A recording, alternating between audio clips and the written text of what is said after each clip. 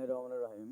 সকল প্রশংসা মহান আল্লাহ তাআলার। সম্মানিত দর্শক, আমি ফেসবুকে কাজ করি আজকে প্রায় 7 থেকে 8 বছর। বিশেষ করে ফেসবুকে কাজ করি 7 থেকে 8 বছর। আর অফিসিয়াল যেটা পেজ মহসিন নিউজ 24 এবং ইউটিউব চ্যানেল মহসিন নিউজ 24, সেটার ভিতরে কাজ করি আজকে 1 বছরেরও বেশি।